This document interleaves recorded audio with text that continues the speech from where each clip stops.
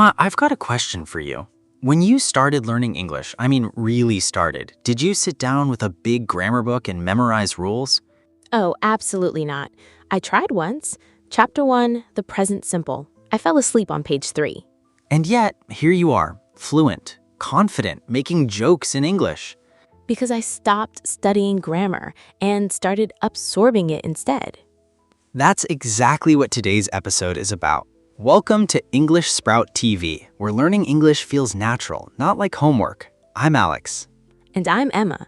Today we're tackling something that stresses out almost every English learner on the planet, grammar. But here's the twist. We're going to show you how to fix your grammar without studying a single rule. No textbooks, no memorization charts, no if clause, third conditional, past participle nightmares. If you've ever felt like grammar is a wall blocking you from speaking, this episode is about to tear that wall down. So grab your headphones, maybe a coffee, and let's get into it. Music swells slightly, then fades under dialogue. Okay, let's be honest about something. Traditional grammar study, the way most of us were taught in school, it doesn't actually work for speaking, and I can prove it. Hit me. How many years did you study English in school, Emma? 10, maybe 11. And in those 11 years, how many times did a teacher hand you a worksheet with 50 sentences and say, circle the correct verb tense? Oh, hundreds, thousands maybe. My hand still hurts from all that circling. Right, and after all that circling, could you actually speak fluently, naturally? Not really. I could pass a test, I could identify a past participle in a sentence, but put me in front of a native speaker, my brain would freeze. I'd be calculating tenses like a computer running slow software. Subject plus has plus past participle equals present perfect. Meanwhile, the conversation has moved on to dinner plans. Exactly, and that's the tragedy of rule-based grammar study. It trains you to be a grammar detective, not a grammar speaker. Here's what happens in your brain when you study rules. You learn to form the present perfect, use have or has plus the past participle. Okay, you memorize that. Then someone asks you, have you eaten yet? And your brain goes, step 1, identify tense. Step 2, recall formula. Step 3, construct response. Step 4, speak. By step 4, the other person is checking their phone.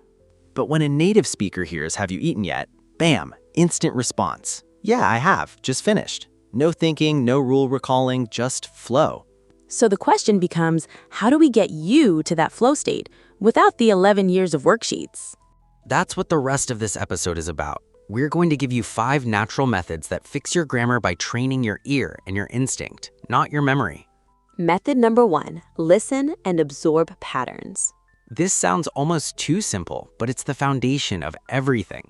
When you were a baby learning your first language, did your mother sit you down with a whiteboard and explain verb conjugations? My mother barely had time to sit down at all. I learned by hearing. Do you want milk? Time for bed. Don't touch that. Over and over. Patterns, repetition, context. Your brain is a pattern recognition machine. It's designed to absorb grammar naturally, but only if you feed it enough raw material. Here's how to do this in English. Pick one podcast episode, just one, and listen to it 5 times in 1 week. Not 5 different episodes, the same episode, 5 times. Why the same one? Because grammar isn't just individual words, it's combinations. It's I was going to, and I should have, and if I were you. These are chunks, patterns, and your brain needs to hear them repeatedly before they feel natural. Let me demonstrate. Emma, I'm going to say 3 sentences. Just listen. Don't analyze, just hear them. Okay?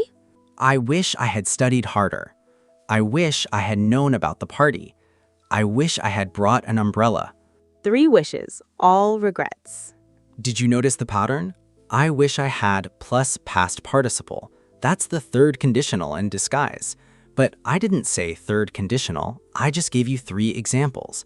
And now if someone says, it rained all day yesterday, what pops into your head? I wish I had brought an umbrella.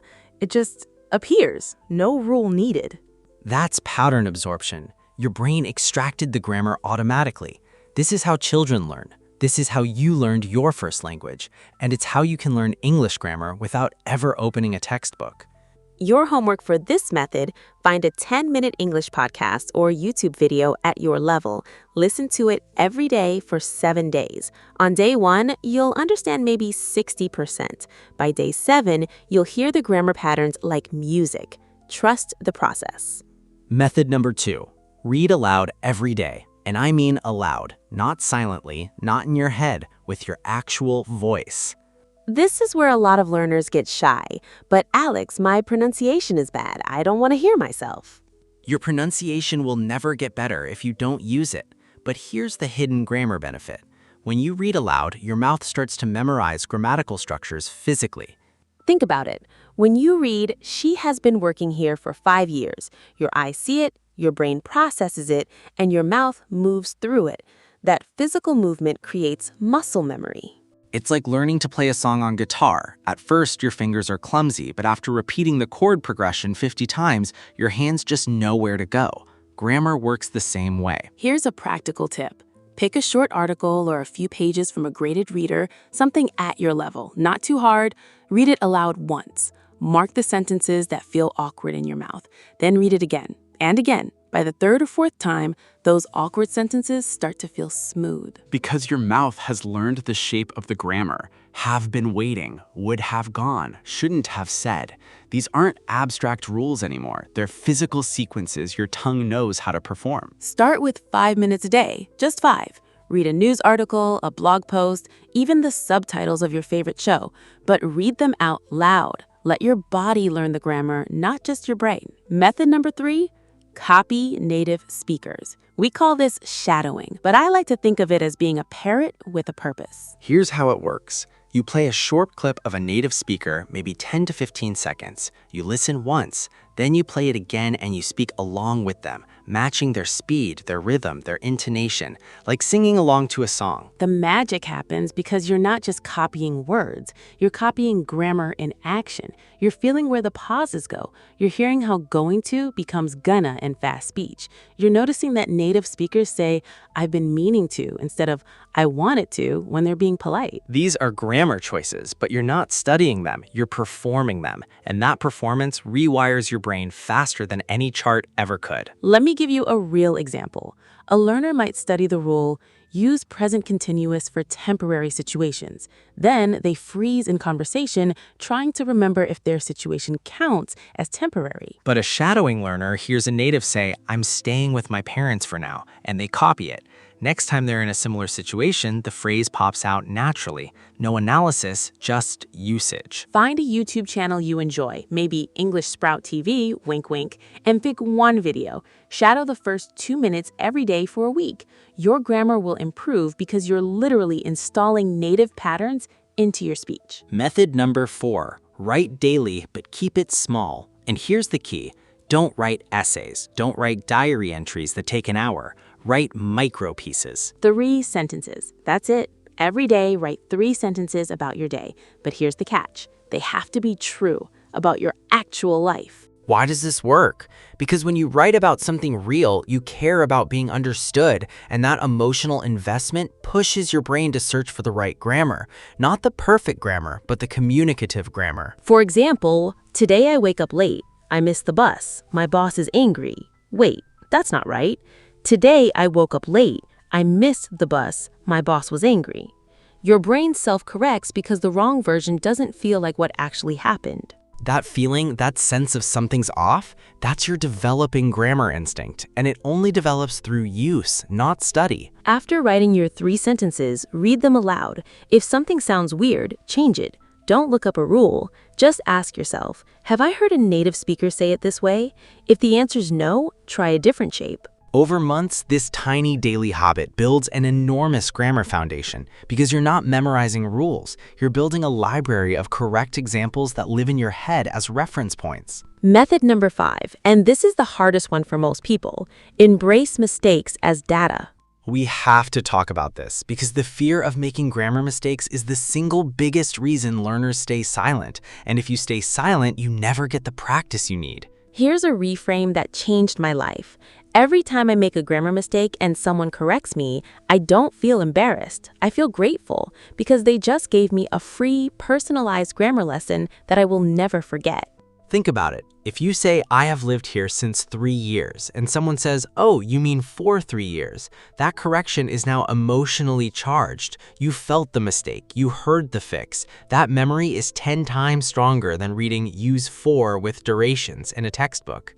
Mistakes are not failures. They are feedback. They are the GPS recalculating your route. The only real failure is never speaking because you're afraid of being wrong.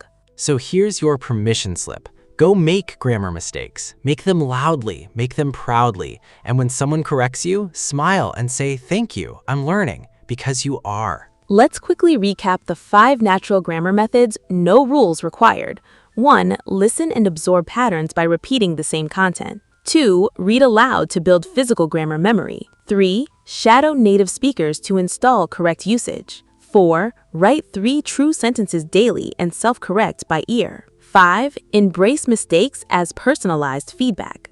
Pick one of these methods, just one. Start today. Do it for 7 days, then add a second method. Within a month, you'll feel your grammar improving, not because you studied harder, but because you started learning the way your brain was designed to learn. And we want to hear from you. Which of these methods are you going to try first? Drop a comment below and tell us. And if you want a challenge, write 3 sentences about your day using what we talked about. We'll read as many as we can. If this episode helped you see grammar differently, hit that like button. It tells YouTube that this content matters and it helps other learners find us. Subscribe to English Sprout TV for new episodes every single day. We're here to make your English journey feel less like a classroom and more like a conversation with friends. Thanks for spending this time with us. Remember, you don't need more rules. You need more practice, more listening, and more courage to speak. Your grammar will take care of itself. Until next time, keep growing, keep speaking. This is English Sprout TV. See you tomorrow.